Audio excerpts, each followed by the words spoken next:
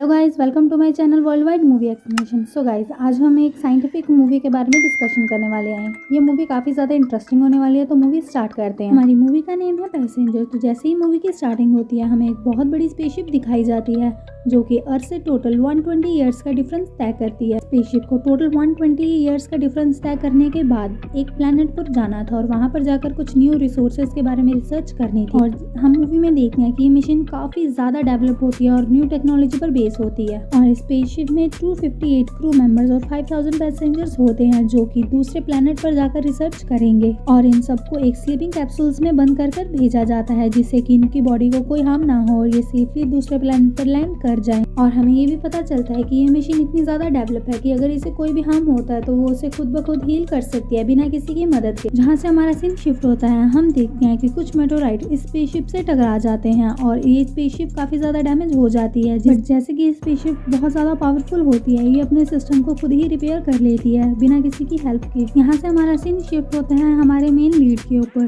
जिसका नाम जिम होता है। जिम उन सब पैसेंजर्स में से एक होता है जिसे स्लीपिंग चैम्बर में डाला होता है, बट अचानक से उसके सिस्टम में कोई प्रॉब्लम आ जाती है और उसका स्लीपिंग सेल्स खुल जाता है। जैसे ही जिम का स्लीपिंग चैम्बर ओपन होता है, उसे एआई की तरफ से एक इम्पोर्टेंट मैसेज आता है कि उसने 120 ईयर्स पूरे कर लिए हैं इस सफर के और लगभग 4 महीने के बाद वो अपनी डेस्टिनेशन पर पहुंच जाएंगे। इसके लिए जितनी भी फैसिलिटीज स्पेसशिप के अंदर प्रोवाइड है वो उसका लुत्फ उठा सकता है। स्पेसशिप में 3 कैटेगरी के लोग होते हैं जिन्हें सिल्वर, गोल्ड, प्लेटिनम कार्ड दिए जाते हैं। वो अपने कार्ड के थ्रू अपनी फैसिलिटीज को अवेल कर सकते हैं। जिम पेशे से एक किसान होता है, इसलिए उसे 3rd कैटेगरी का सिल्वर कार्ड मिला होता है जिसके थ्रू वो अपनी सर्विसेज अवेल कर सकता है। इतनी लंबी नींद के बाद जिम काफी थक जाता है, इसलिए वो अपने कैबिन में जाकर नहाता है और थोड़ा रिलैक्स फील करता है। पर उसे शॉक तब लगता है जब वो पूरे स्पेसशिप में ढूंढता है और उसे अपने अलावा कोई भी और इंसान नहीं मिलता, क्योंकि बाकी सारे लोग अभी तक अपने सफर को तय नहीं कर पाते और वो सभी के सभी सो रहे होते हैं।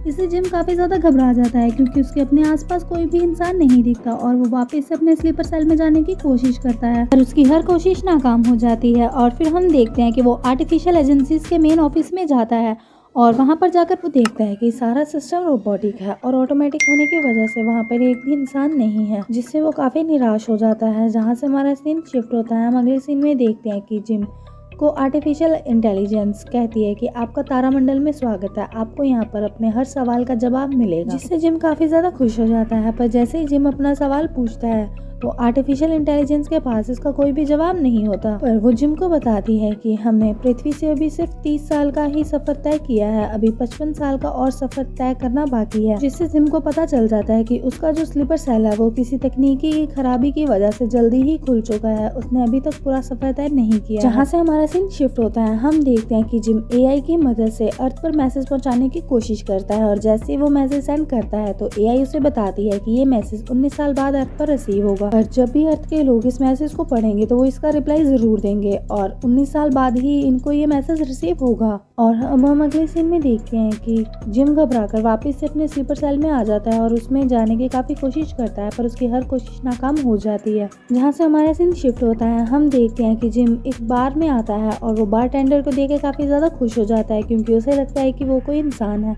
पर जैसे वो उस बारटेंडर के नजदीक जाता है तो उसे पता चल जाता है कि ये इंसान नहीं, एक रोबोट है जिसका नाम आर्थर होता है। जिम आर्थर से काफी सारी बातें करता है और ये भी पूछता है कि उनका टोटल सफर अभी कितना पड़ा है और आर्थर कहता है 90 ईयर्स, जिसे देखकर जिम काफी घबरा जाता है और वो वहाँ से चला जाता है। जहाँ से हमारा सीन शिफ्ट होता है नेक्स्ट मॉर्निंग पर, हम देखते हैं कि जिम अपने स्लीपिंग चैम्बर में जाने की काफ़ी ज़्यादा कोशिश करता है। वो हर वो किताब देखता है जिससे स्लीपिंग सेल ठीक हो जाए, पर उसकी हर कोशिश नाकाम हो जाती है। ऐसा करते उसे पूरा 1 साल बीत जाता है। ये पूरे 1 साल में अपने जो स्पेसशिप है उसकी सारी फैसिलिटीज़ को यूज़ करता है, कभी गेमिंग सेंटर, कभी बार और मूवीज़ देखकर अपना टाइम पास करता है। पर लगभग 1 साल बीतने के बाद वो अपनी लाइफ से काफ़ी ज़्यादा फ्रस्ट्रेटेड हो जाता है क्योंकि उसे अपने पास कोई भी इंसान नहीं दिखाई देता, सभी के सभी रोबोट होते हैं। जहाँ से हमारा सीन शिफ्ट होता है, हम देखते हैं कि जिम अपनी ज़िंदगी से काफ़ी ज़्यादा दुखी आ चुका है और वो अब सुसाइड करने की भी कोशिश करता है, इसलिए वो स्पेसशिप के डोर के पास जाता है जिसे कि ओपन करके वो वहाँ से बाहर चला जाए,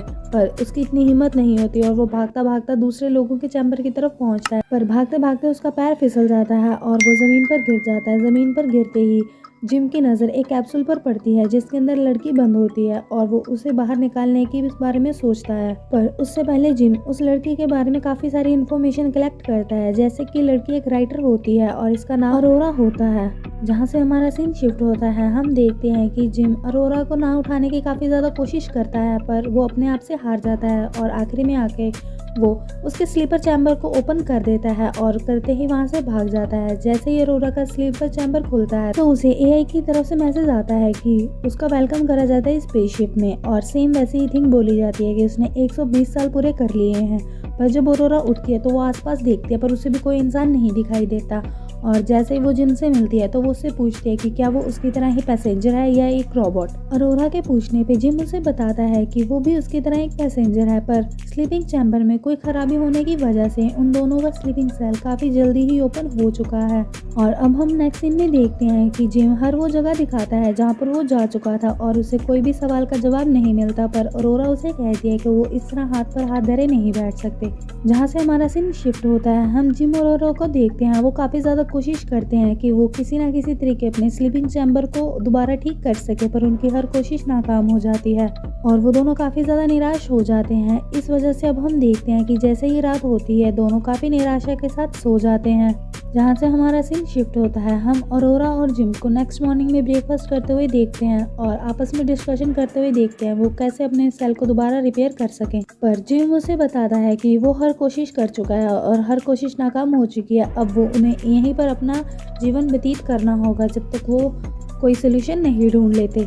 जहाँ से हमारा सीन शिफ्ट होता है, हम अपने नेक्स्ट सीन में देखते हैं कि वो दोनों काफ़ी अच्छे दोस्त बन जाते हैं और धीरे धीरे बहुत ज़्यादा टाइम पास कर लेते हैं और अरोरा को भी जिम पसंद आने लग जाता है। अरोरा के पास इस मेंबरशिप का गोल्डन कार्ड होता है और वो स्पेसशिप में काफ़ी ज़्यादा नई चीज़ों का लुत्फ उठा सकती है और जिम उसके साथ भी नई नई चीज़ों को एक्सप्लोर करता है। काफ़ी टाइम बीतने के बाद धीरे वो डेट आ जाती है जिस दिन अरोरा का बर्थडे होता है और जिम एक रोबोटिक मैसेज के साथ उसे डिनर पर इन्वाइट करता है। अब हम अरोरा और जिम को देखते हैं। जिम उसे एक स्पेस सूट दिखाता है जिसे पहनकर वो स्पेसशिप से बाहर जा सकते हैं और वो दोनों बाहर जाकर काफी ज्यादा एंजॉय करते हैं। और वापस से स्पेसशिप में आने के बाद वो दोनों अपना डिनर कंप्लीट करते हैं और अरोरा का बर्थडे सेलिब्रेट करते हैं। उसके बाद हम देखते हैं कि जिम रिंग लेके अरोरा को प्रपोज करने वाला होता है और अरोरा उतने टाइम में बारटेंडर से बातें करती है और बारटेंडर उसे बता देता है कि जिम ने जानबूझकर उसका गेट खोला था, जिसे सुनकर अरोरा काफी ज्यादा सदमे में आ जाती है और वो बारटेंडर से दोबारा पूछती है तो बारटेंडर बताता है कि जिम ने उसे देखकर मिलने की इच्छा जताई और इसलिए उसने उसका स्लीपिंग चैम्बर ओपन कर दिया। उसी टाइम जिम वहाँ पर आ जाता है, पर अरोरा उसे काफी गुस्से में मिलती है और पूछती है कि क्या टेंडर ने उसे जो बताया वो सच है। और जिम के बताने पर वो काफी ज्यादा गुस्से में आ जाती है क्योंकि उसे लगता है कि जिम ने उसका सारा करियर स्पॉइल कर दिया है। और अब हम देखते हैं कि अरोरा वहाँ पर नाराज होकर जिम से चली जाती है और जाकर अपने कैबिन में काफी ज्यादा उदास हो जाती है क्योंकि जिम पर उसने सबसे ज्यादा ट्रस्ट करा था। जहाँ से हमारा सीन शिफ्ट होता है, हम दूसरी तरफ जिम को देखते हैं। जिम भी काफी ज्यादा उदास होता है क्योंकि उसे ये बात पहले ही अरोरा को बता देनी चाहिए थी। जहाँ से हमारा सीन शिफ्ट होता है नेक्स्ट मॉर्निंग पर, हम देखते हैं कि जिम अरोरा को समझाने की कोशिश करता है पर अरोरा नाराज होकर वहाँ से चली जाती है।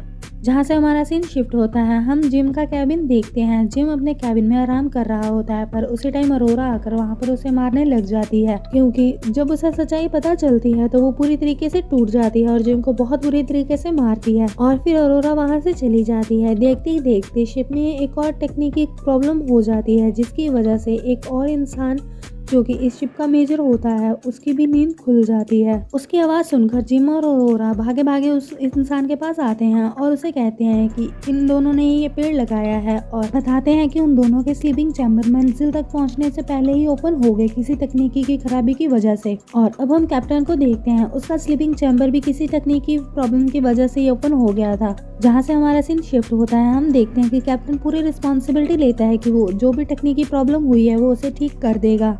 और अब हम स्पेसशिप के मेन कैप्टन को देखते हैं जो कि ये पता लगाने की कोशिश करता है कि आखिरकार क्या प्रॉब्लम हुई थी। और पूरे सिस्टम की चेकिंग करने के बाद उस कैप्टन को पता चलता है कि जिम का जो स्लीपिंग चैम्बर है वो किसी तकनीक की वजह से खुला है और अरोरा का चैम्बर जानबूझकर खोला गया है। और अरोरा कहती है कि उसे ये बात पहले ही पता थी वहाँ से अब हम देखते हैं कि कैप्टन के पास काफी ज्यादा पासेस होते हैं जिसकी मदद से वो शिप के हर कोने में जा सकता है। पर जैसा कि हम सब जानते हैं कैप्टन काफी ज्यादा लंबी नींद के बाद उठा होता है जिसकी वजह से उसकी हेल्थ पर काफी ज्यादा असर होता है और उसकी तबीयत भी खराब होने लग जाती है। जब कैप्टन को खांसी आती है तो उसकी खांसी में खून भी आ जाता है जिससे परेशान होकर सब सोने के लिए अपने कैबिन में चले जाते हैं।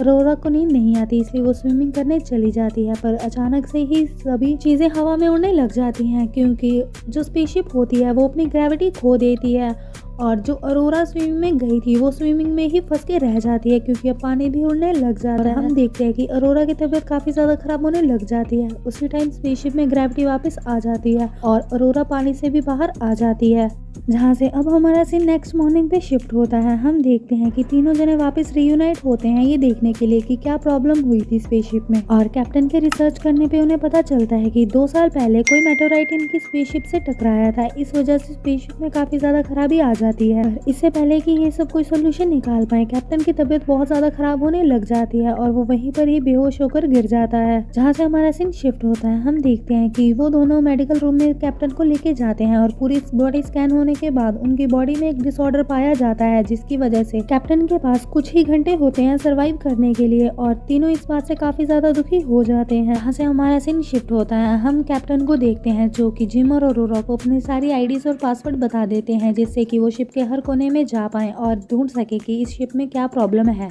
क्योंकि अगर इस शिप को जल्दी से रिकवर नहीं किया गया तो सारे स्लीपिंग चैम्बर्स खुल जाएंगे और सभी लोग नींद से पहले ही जाग जाएंगे और दूसरे ग्रह पर पहुंचने का उनका मिशन अधूरा ही रह जाएगा। जिसके बाद कैप्टन की डेथ हो जाती है और अचानक से ही हीटिंग लेवल काफी ज्यादा बढ़ जाता है शिप का, और अरोरा और जिम जब उसे देखने जाते हैं तो उन्हें पता चलता है कि 2 साल पहले जो मेटेओराइट उनकी शिप से टकराया था उसने उनकी शिप के एक छोटे से हिस्से में छेद कर दिया है जिसकी वजह से बाहर की हीट अंदर आ रही है और हीटिंग लेवल इतना ज़्यादा हाई हो रहा है जिसे बचाने के लिए अब उन्हें मेन गेट खोलना पड़ता। मेन गेट खोलने से सारी हीट बाहर चली जाती और शिप भी ब्लास्ट होने से बच जाती क्योंकि धीरे धीरे करके हीटिंग लेवल काफ़ी ज़्यादा बढ़ रहा था जिससे कि शिप ब्लास्ट हो सकती थी। शिप में हीटिंग लेवल काफ़ी ज़्यादा बढ़ जाता है जिसकी वजह से चीज़ें बेकाबू होना स्टार्ट हो जाती हैं और हम आर्थर को भी देखते हैं जो कि अपना कंट्रोल खोने लग जाता है और वो चीज़ें तोड़ने लग जाता है। इतने में हम देखते हैं कि जिम उसकी बैटरी निकाल देता है और सभी चीज़ें नॉर्मल हो जाती हैं और जिम डिसाइड करता है कि अब वो बाहर जाकर स्पेसशिप का गेट खोलेगा,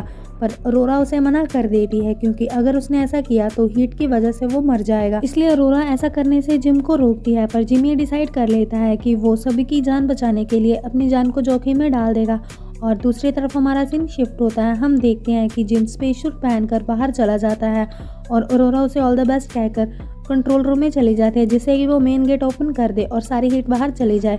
सक्सेसफुली उनका प्लान वर्क कर जाता है। जैसे ही स्पेसशिप का गेट ओपन होता है तो उसमें से काफी सारी हीट बाहर की तरफ चली जाती है, जहाँ से हमारा सीन जिम की तरफ शिफ्ट होता है। जो उसने स्पेस सूट पहना होता है उसे आग नहीं पिघला सकती। हम देखते हैं जिस रस्सी के साथ जिम बंधा होता है वो रस्सी टूट जाती है और वो स्पेसशिप में कहीं लॉस्ट हो जाता है। अरोरा भी अपना स्पेस सूट पहनकर जिम को ढूंढने चली जाती है और वो थक हार कर उसे नहीं ढूंढ पाती, जिससे अरोरा निराश हो जाती है। पर उतने में ही उसे वो रस्सी मिलती है जिससे कि जिम बंधा होता है और वो उस रस्सी को खींचकर जिम को अपने पास बुला लेती है और कैसे भी करके स्पेसशिप में वापस ले जाती है। और इतनी ज्यादा हीट ऑब्जॉर्ब की वजह से जिम की तबीयत काफी ज्यादा खराब हो जाती है और अब उसे अरोरा मेडिकल रूम में लेकर जाती है, जहाँ पर हमें पता चलता है कि अरोरा के पास उस मेडिकल रूम का एक्सेस नहीं होता और मेडिकल टीम उसे बताती है कि जल्द से जल्द अगर जिम को मेडिकेशन नहीं प्रोवाइड करी गई तो जिम की मौत हो जाएगी। वहाँ पर अरोरा अपना ब्रेन यूज करती है और जो कैप्टन ने उसे आईडी बनाई थी उसे फिल कर देती है और सारा एक्सेस मिलने के बाद वो मशीन चालू हो जाती है और सारे के सारा ट्रीटमेंट उसी टाइम स्टार्ट कर देती है। धीरे धीरे हम देखते हैं कि जिम की सांसें वापस आनी स्टार्ट हो जाती हैं, जिसे देखकर अरोरा काफी ज्यादा खुश हो जाती है, जहाँ से हमारा सीन शिफ्ट होता है। हम देखते हैं कि नेक्स्ट मॉर्निंग में जिम स्पेसशिप को वापस से रिकवर कर देता है और अरोरा का स्लीपर सेल भी वापस से ठीक हो जाता है। वो अरोरा से रिक्वेस्ट करता है कि वो वापस से अपने स्लीपर सेल में जाकर बाकी के 90 साल की जर्नी तय करे। अरोरा उसे मना कर देती है। वो कहती है कि वो अपनी बाकी की जर्नी अब जिम के साथ ही तय करेगी। और जहाँ से हमारा सीन शिफ्ट होता है, हम देखते हैं कि अरोरा और जिम अब एक दूसरे को माफ कर देते हैं और खुशहाली से अपने 90 सालों का सफर तय कर देते हैं। मूवी के लास्ट में हमें दिखाया जाता है कि जिस जर्नी को ये सब तय कर रहे थे वो जर्नी पूरी हो चुकी है और जैसे ही सब लोग उठते हैं तो वो बाहर आकर स्पेसशिप में देखते हैं कि वहाँ पर बहुत सारे पेड़ और पौधे होते हैं। ऐसा लगता है कि वहाँ पर एक पूरा जंगल ही उग चुका है और उन्हें अरोरा की बनाई हुई डायरी भी मिलती है, जिससे उन्हें पता लग जाता है कि जब वो सो रहे थे तो उन सब ने कितना ज्यादा संघर्ष करा है, जिसके साथ हमारी मूवी एंड हो जाती है। सो गाइस, कैसी लगी आपको हमारी मूवी, प्लीज कमेंट करके जरूर बताएं और साथ के साथ हमारी मूवी को लाइक और सब्सक्राइब जरूर करें। साथ के साथ हमारे चैनल के बेल आइकन को भी प्रेस करें, जिससे आपको आने वाली हर मूवी की अपडेट मिल जाए।